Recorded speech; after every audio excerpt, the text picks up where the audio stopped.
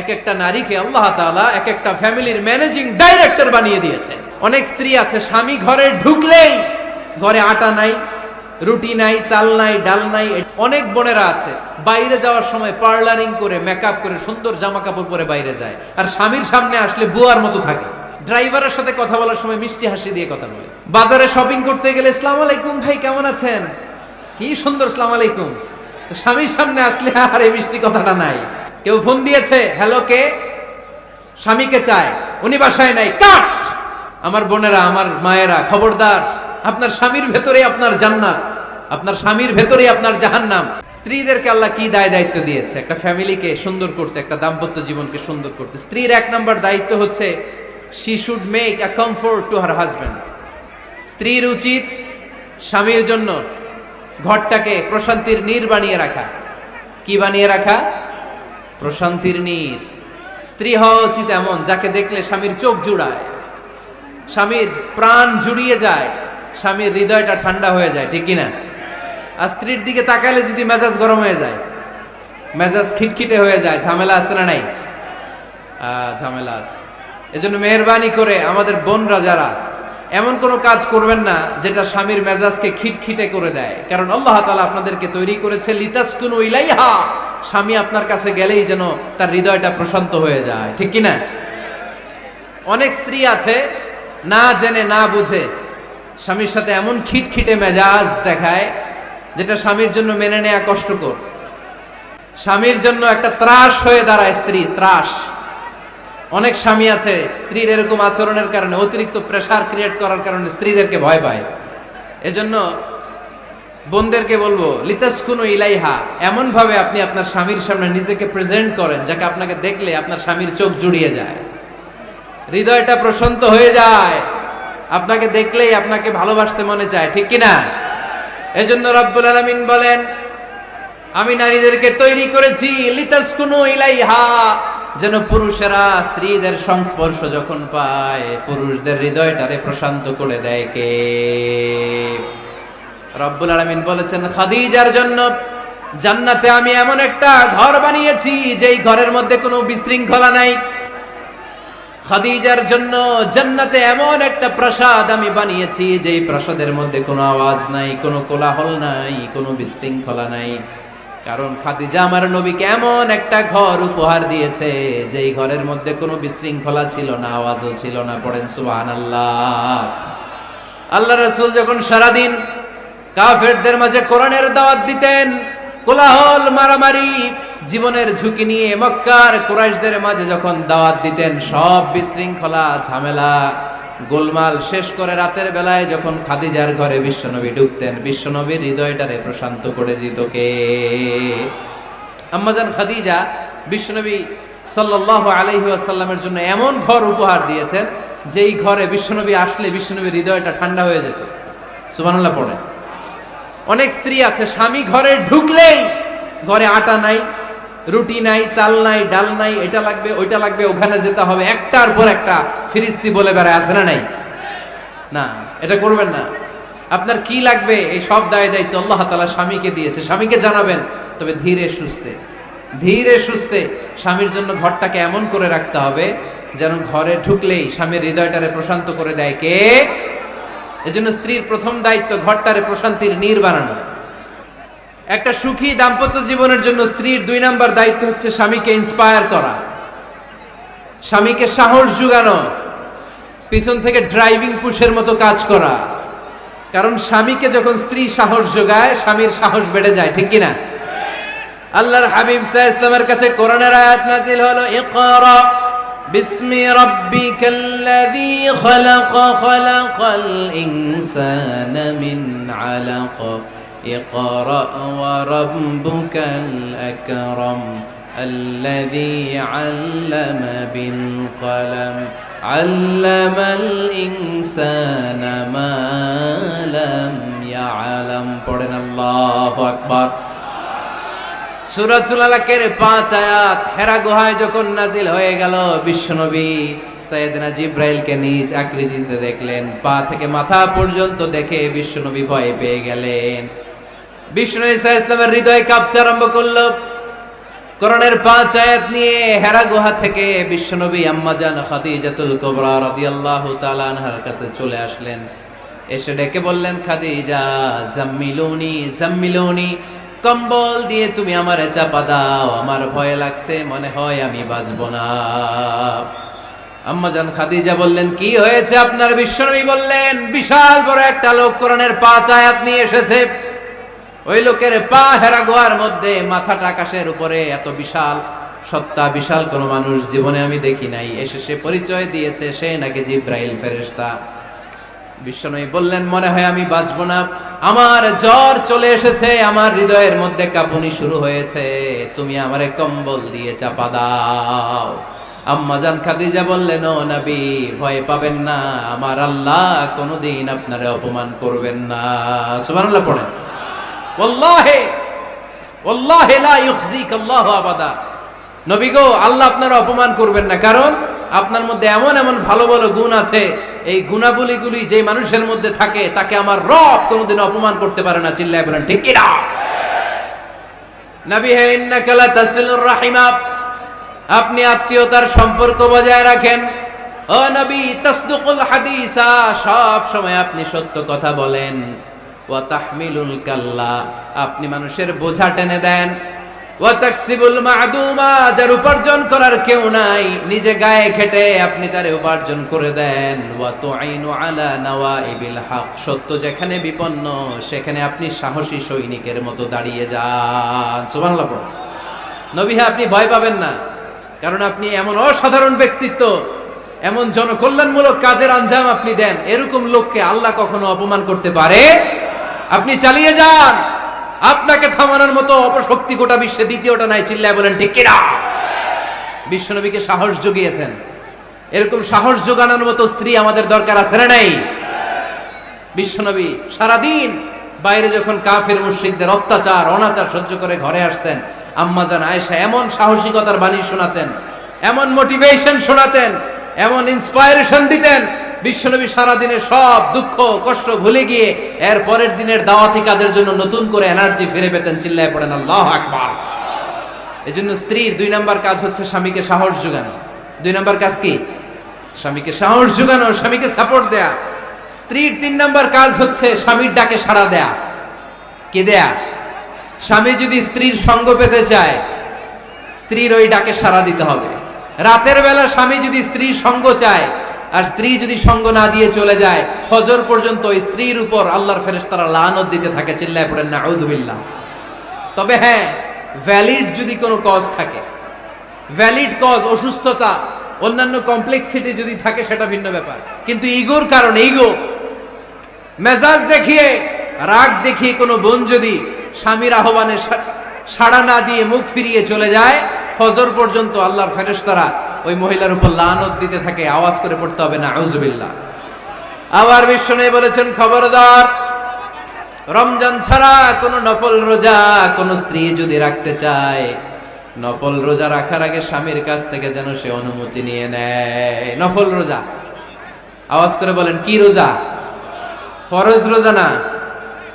দিনের বেলা যেহেতু রোজা রাখতে হয়, কোন নারী, কোন যুবতী নারী, বয়স্ক নারীদের কথা ভিন্ন, কোন যুবতী নারী যদি নফল রোজা রাখতে চায়, সে তার স্বামীর পারমিশন নেবে। কারণ হয়তো স্বামী দিনের বেলা স্ত্রীর সঙ্গ চেতে পারে, ঠিক কিনা? এজন্য স্বামীর কাছ থেকে পারমিশনের দরকার আছে না নাই? দাম্পত্য জীবনকে সুখময় করতে হলে একজন স্ত্রীর 4 নম্বর দায়িত্ব হচ্ছে নিজের সতীত্বের হেফাজত করা। 5 নম্বর দায়িত্ব হচ্ছে স্বামীর সম্পদের হেফাজত করা। সাইয়েদনা আবু সুফিয়ান রাদিয়াল্লাহু তাআলা আনহু ছিলেন খুব কৃপণ মানুষ, বিষ্ণু ঈসা ইসলামের শ্বশুর। সেই বুখারীতে এসেছে, ওনার স্ত্রী এসে আল্লাহ রাসূল সাল্লাল্লাহু আলাইহি ওয়াসাল্লামের কাছে বলেন, ইয়া রাসূলুল্লাহ, ইন্না আবা সুফিয়ান রাজুলুন শাহী। হে আল্লাহর রাসূল, আবু সুফিয়ান খুব কৃপণ মানুষ, আমার আর আমার সন্তানদের খরচের জন্য যে টাকা পয়সা লাগে আমার স্বামী দেয় না। এখন আমার স্বামীর অনুমতি ছাড়া সিন্দুক থেকে টাকা নেয় আমার জন্য জায়েজ কিনা? আল্লাহর হাবিব বললেন, হ্যাঁ, স্বামী যদি কৃপণ হয় তাহলে ফ্যামিলির খরচের জন্য যতটুকু দরকার অতটুকু নিতে পারবা, ওইটারে ক্ষমা করে দিবে কে? আমাদের অনেকের মধ্যে অনেক কৃপণ লোক আছে না নাই? এই কৃপণ লোক যদি থাকে, আপনার অনুমতি ছাড়াও ভাবি আপনার পকেট থেকে টাকা নিতে পারবে। কৃপণ যারা তাদের পারমিশন ছাড়া পকেট থেকে আলমারি থেকে টাকা নিয়ে যতটুকু দরকার ফ্যামিলির ততটুকু খরচ করা যাবে, অতিরিক্ত খরচ করা যাবে না। 6 নাম্বার দায়িত্ব হচ্ছে ছেলে মেয়েদেরকে দেখাশোনা করা, ছেলে মেয়েদেরকে বুকের দুধ খাওয়ানো। অনেক মা আছে ছেলে মেয়েদেরকে বুকের দুধ খাওয়াতে চায় না, আছে না নাই? হ্যাঁ, ডানু খাওয়ায়, ডানু। আর কি খাওয়ায়? হ্যাঁ, মিল্ক ভিটা, আর নিডো, নেসলে, সেরেলাক, আর হ্যাঁ বায়োমিল। মাশাআল্লাহ, অনেক নাম জানেন তো আপনারা। মেডিকেয়ার। তো এই বুকের দুধ খাওয়াতে চায় না অনেক মায়েরা। আপনার বুকের দুধের মধ্যে বাচ্চাদের জন্য আল্লাহ রাব্বুল আলামিন ন্যাচারাল ভ্যাকসিন দিয়ে দিয়েছেন। চিল্লায় পড়েন সুবহানাল্লাহ। ন্যাচারাল, প্রাকৃতিক টিকা। বাচ্চার জীবনের প্রথম টিকাটা, সন্তানের জীবনের নবজাতক শিশুর প্রথম টিকাটা আল্লাহ তাআলা মায়ের বুকের শাল দুধের ভেতরে দিয়ে দিয়েছেন। সুবহানাল্লাহ পড়ে। টিকাগুলো তো বাজার থেকে কিনতে হয়, প্রথম টিকাটা আল্লাহ ফ্রি দিয়ে দিয়েছে। সুবহানাল্লাহ পড়বেন না? এজন্য রাব্বুল আলামিন বলেন, ওয়াল ওয়ালিদাতু ইউরদি'না আওলাদাহুন্না হাওলাইনি কামিলাইনি লিমান আরাদা আন ইউতিম্মার রাদা'a। দুনিয়ার প্রতিটা মায়ের উচিত টানা 2 বছর তাদের সন্তান সন্ততিদেরকে দুধ খাওয়ানো। কয় বছর? আওয়াজ করে বলতে হবে, কয় বছর? মায়ের বুকের দুধ যে ছেলেগুলো খায় না, এদের ব্রেনের গ্রোথ হয় না। এগুলো হয় বলদা নাম্বার 1। কি হয়? বলদা নাম্বার 1। ফার্মের মুরগির মতো এগুলা। ফার্মের মুরগি দেখছেন? হ্যাঁ, ফার্মের মুরগি দেখবেন যে দোকানে যখন কিনতে যাবেন, এটারে নিয়ে যেখানে ওজন করে ওইখানে বসা রাখলে ওইখানেই বসে থাকে। আধা ঘন্টায় উঠবে না, এটা বসেই থাকে। আর গ্রামের মুরগি দেখছেন, দেশি মুরগি, ধরতে পারবেন এটারে? খবর আছে, ঘাম ছুটায় ছাড়বে। তো মায়ের বুকের দুধ যেগুলা খায় এগুলা দেশি মুরগির মতো। আর এই নিডু খায় যেগুলো, এগুলো 1 নাম্বার বলদা হয়, আর ফার্মের মুরগির মতো হয়। ঠিক কিনা? উদাহরণটা দিলাম এই জন্য, আপনার সন্তানের ভবিষ্যতের কথা বোঝানোর জন্য উদাহরণটা দিয়েছে। বুকের দুধ খাওয়াবেন, এর মধ্যে আল্লাহ তাআলা এমন নিউট্রিশন, পুষ্টি গুণ দিয়ে মায়ের বুকের দুধকে আল্লাহ তাআলা সমৃদ্ধ করেছে। বাচ্চার ব্রেইনের গ্রোথ হয়, বাচ্চার হাড্ডিগুলো খুব শক্ত হয়, সে ইনফিরিয়রিটি কমপ্লেক্সে ভোগে না, হীনমন্যতায় ভোগে না। জীবনের যেখানেই যাবে সেখানেই সে হবে সফল। চিল্লায় বলেন ঠিক কিনা? অনেক মা আছে বুকের দুধ খাওয়াতে চায় না, ডানু খাওয়ায়, নিডু খাওয়ায়, আবার নিজেদের কাজের জন্য ব্যস্ত, ছেলে মেয়েদেরকে সময় দেয় না। আছে না নাই?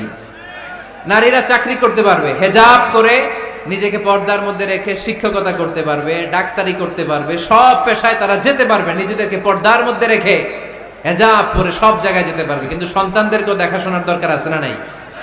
অনেক মায়েরা নিজেরা থাকে চাকরিতে আর ছেলে মেয়েদেরকে দিয়ে রাখে কাজের মেয়ের কাছে। আছে না নাই? মনে রাখবেন, আপনি যদি অফিসে চাকরিতে ব্যস্ত থাকেন আর ছেলে মেয়ে যদি কাজের মেয়ের কাছে মানুষ হয়, তাহলে ছেলে মেয়ে আপনার আচরণ পাবে না, সে কাজের মেয়ের বুয়ার আচরণ পেয়ে পেয়ে বড় হবে। চিল্লায় বলেন ঠিক কিনা? এক একটা নারীকে আল্লাহ তাআলা এক একটা ফ্যামিলির ম্যানেজিং ডাইরেক্টর বানিয়ে দিয়েছে। A woman is an MD of a family. একজন নারী একটা ফ্যামিলির ম্যানেজিং ডাইরেক্টর। এখানে অনেক কাজ আছে মিয়া। এখানে তার ফুড ম্যানেজমেন্ট এনশিওর করতে হয়, এখানে অনেক ডিপ্লোমেসি জানা লাগে। একজন নারীকে ফ্যামিলিতে টিকে থাকতে হলে কূটনীতি লাগে, শাশুড়ির সাথে বউয়ের ঝগড়া আছে না নাই, এটা ম্যানেজ করতে হয়। একান্নবর্তী ফ্যামিলি হলে স্বামীর ভাই বোন এদের মন মানিয়ে চলতে হয়, পুরো ঘরটাকে হ্যান্ডেল করতে হয়। এখানে আছে ফুড ম্যানেজমেন্ট, এখানে আছে ক্লিনিং ম্যানেজমেন্ট, এখানে আছে ডিপ্লোমাসি। পুরো ঘরের মধ্যে তো বিশাল একটা অফিস। এই কাজ ফেলে দিয়ে মহিলারা বাইরে ঘুরে বেড়ায় না। ফ্যামিলি সামলান। আপনি যদি ঘরমুখ হন তাহলে আপনার ফ্যামিলির মধ্যে বরকত দিয়ে এটাকে সমৃদ্ধ করে দিবে কে? তাহলে সুখী দাম্পত্য জীবনের 6 নম্বর ফর্মুলা হচ্ছে ছেলে মেয়েদেরকে সময় দেয়া। ছেলে মেয়েদেরকে সময় দেন। Spending money, spending time is more important than spending money for children. ছেলে মেয়েদের জন্য টাকা ব্যয় করার চেয়ে ছেলে মেয়েদের সাথে সময় ব্যয় করা বেশি গুরুত্বপূর্ণ। ঠিক কিনা? এমন অনেক ফ্যামিলি আছে আমি দেখেছি যে বাবাও চাকরিজীবী, মাও চাকরিজীবী। আছে না নাই? হয় ডে কেয়ারে না কাজের বুয়ার কাছে মানুষ হইতেছে। বাবা মারা যখন সকালে অফিসের জন্য বের হয় তখনও ছেলে মেয়ে ঘুমায়, আবার রাতে যখন মিটিং সিটিং সব শেষ করে ঘরে আসে তখনও ছেলে মেয়েগুলো ঘুমায়। শুক্রবার ছাড়া বাবা মার ছেলে মেয়েদের দেখা নাই। এরকম ফ্যামিলি আছে না নাই? ঢাকাতে পারিবারিক এই ক্রাইসিস, এই সংকটগুলো আমরা প্রায়ই শুনি। আল্লাহ তুমি আমাদের ফ্যামিলিগুলোরে বরকতময় করো, আমাদের ফ্যামিলিতে যেন আমরা জান্নাতি ইমেজ উপভোগ করতে পারি, তুমি তৌফিক দান করো। আওয়াজ করে পড়বো আমিন। 7 নাম্বার দায়িত্ব, বিশ্বনবী বলেছেন খবরদার, স্বামী পছন্দ করে না এমন কোন লোককে স্ত্রী যেন ঘরে অ্যালাউ না করে। স্বামী পছন্দ করে না এমন কোন লোককে আপনার স্ত্রী ঘরে অ্যালাউ করতে পারবে? আমার বোনেরা খবরদার, আপনার স্বামীর পারমিশন ছাড়া, আপনার স্বামী পছন্দ করে না এরকম কোন লোককে আপনার ঘরে আপনি অ্যালাউ করতে পারবেন না। 8 নাম্বার, স্বামীকে আর্থিকভাবে সহযোগিতা করা। যদি স্ত্রী ধনী হয়, আমরা সব এক করে ফেলছি, আসলে ইসলামের দৃষ্টিতে স্বামীর ব্যালেন্স আলাদা, স্ত্রীর ব্যালেন্স আলাদা।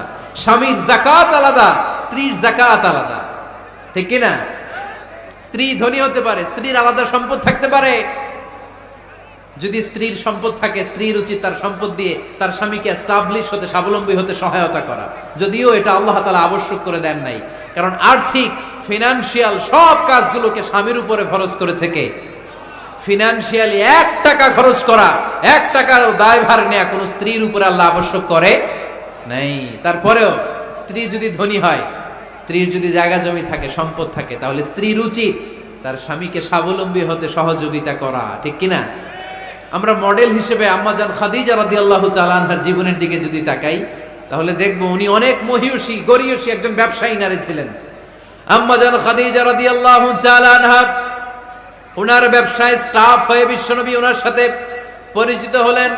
বিশ্বনবীর আমানতদারিতায় মুগ্ধ হয়ে আম্মাজান খাদিজা বিশ্বনবীর বিয়ের প্রস্তাব দিলেন। আম্মাজান খাদিজা রাদিয়াল্লাহু তাআলা আনহার সাথে বিশ্বনবীর যখন বিয়ে হয়ে যায়, বিয়ের পরে আম্মাজান খাদিজা বলেন, ও বিশ্বনবী, আমার যত সম্পদ আছে, আমার ব্যবসায়ের যত মালামাল আছে, যত সম্পদ আছে, সব আমি আপনার পায়ের সামনে এনে রেখে দিলাম। আপনি দিয়ে দিলাম, সব সম্পদ আপনার আমি দিয়ে দিলাম। আপনি ইচ্ছে মতো মানুষকে দান করতে পারেন, খরচ করতে পারেন, দাওয়াতি কাজে, মুসলিমদেরকে আজাদ করার কাজে আপনি ব্যয় করতে পারেন। আওয়াজ করে পড়েন আল্লাহু আকবার। আম্মাজান খাদিজাকে যদি আমরা মডেল হিসেবে ধরি, তাহলে প্রতিটা বোনের উচিত তাদের যদি অর্থকড়ি থাকে, সম্পদ থাকে, স্বামীকে স্বাবলম্বী হতে ওই সম্পদ দিয়ে সাহায্য করার দরকার আছে না নাই? কথা বলেন না কেন? 9 নাম্বার, স্ত্রীর দায়িত্ব দাম্পত্য জীবনকে সুখময় করতে নিজেকে স্বামীর সামনে বিউটিফাই করে উপস্থাপন করা। নিজেকে বিউটিফাই করে, মেকআপ করে স্বামীর সামনে উপস্থাপন করা। আমি আমার মা বোনদেরকে বলবো, আপনারা নিজেদেরকে গুছিয়ে সাজিয়ে স্বামীর সামনে উপস্থাপন করুন।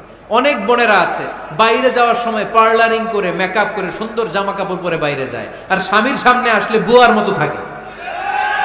আছে না নাই? স্বামীর সামনে পচা জামা, ছিঁড়া জামা, চুলের মধ্যে নাই সুগন্ধি, নিজেকে গুছিয়ে রাখে না, সামলে রাখে না, কাজের বুয়ার মতো নিজেকে উপস্থাপন করে স্বামীর সামনে। আর বাইরে গেলে মেকআপ করে, পার্লারিং করে যায়। হওয়া দরকার ছিল উল্টা, বাইরে আপনি সাদা সিধা ভাবে যাবেন, বোরকা দিয়ে নিজেকে ঢেকে যাবেন। বাইরে যাওয়ার সময় কোনো নারী পারফিউম ইউজ করে যেতে পারবে না। নারীরা যত পারফিউম ইউজ করতে মনে চায় আপনার বেডরুমে, আপনার স্বামীর সামনে, ঠিক কিনা? স্বামীর সামনে পারফিউম ইউজ করেন, নিজেকে উজাড় করে সাজান স্বামীর জন্য। এই প্রতিটা সাজুগুজুতে সওয়াব আছে না নাই? ইসলাম কতটা চেক এন্ড ব্যালেন্স, কতটা ভারসাম্যপূর্ণ জীবন ব্যবস্থা। খবরদার, নারীরা ডিওডোরেন্ট ইউজ করে বাইরে যেতে পারবে, যেটা সে তার আর্মপিটে ইউজ করে, কিন্তু ঝাঁঝালো পারফিউম বোরকার উপর দিয়ে মেরে কোনো নারী বাইরে যেতে পারবে? কথা বলেন। সুনানে নাসাইর হাদিস, আল্লাহর হাবিব বলেন, আইয়ুমা ইমরাআতিন ইস্তা'তারাত নাফসাহা ফামাররাত আলা কওমিন লিয়াজিদু রিহাহা ফাহিয়া জানিয়া। কোন নারী যদি তার জামার উপর দিয়ে পারফিউম মেখে পুরুষ লোকের দৃষ্টি আকর্ষণের জন্য ঘরের বাইরে বের হয়, যতটা পুরুষ তার চেহারার দিকে লোলুপ দৃষ্টি নিয়ে তাকাবে, ততটা পুরুষের সাথে জিনার গুনাহ মহিলার আমলনামায় তুলে দিবে কে? পারফিউম মেখে যদি কোনো নারী বের হয় এই উদ্দেশ্যে যে ছেলেরা আমাদের প্রতি আকৃষ্ট হবে, যতটা ছেলে তার দিকে তাকাবে, প্রত্যেকটা ছেলের সাথে জিনার গুনাহ আল্লাহ তাআলা এমনি তার আমলনামায় তুলে দিবে। নাউজুবিল্লাহ পড়েন। এজন্য খবরদার, নিজেকে সাজিয়ে গুজিয়ে স্বামীর সামনে উপস্থাপন করুন। সাজিয়ে গুজিয়ে অনেক স্ত্রীরা আছে ড্রাইভারের সাথে কথা বলার সময় মিষ্টি হাসি দিয়ে কথা বলে। বাজারে শপিং করতে গেলে আসসালামু আলাইকুম ভাই কেমন আছেন, কি সুন্দর আসসালামু আলাইকুম। স্বামীর সামনে আসলে আর এই মিষ্টি কথাটা নাই, আসলে নাই। বাইরে তোমার চিকন গলায় কিসের আসসালামু আলাইকুম, হ্যাঁ না, বাইরে আপনি আসসালামু আলাইকুম দিতে যাবেন না, ঝটপট করে কর্কশ ভাষায় কথা বলে শেষ। কেউ ফোন দিয়েছে, হ্যালো কে, স্বামীকে চায়, উনি বাসায় নাই, কাট।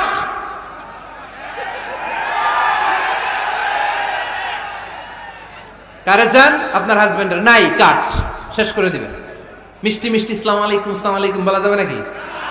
খবরদার, খবরদার।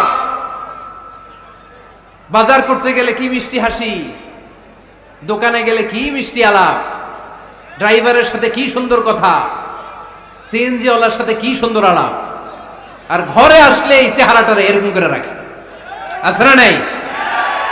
ঘরে আসলেই স্বামীর সাথে খিটখিটে মেজাজ, না বোনেরা, উল্টো করে ফেলছেন আপনি। বরং স্বামী ছাড়া অন্যদের সাথে কথা শর্টকাটে সারবেন, যাতে কোনো ফিতনা চলে না আসে। চিল্লায় বলেন ঠিক কিনা?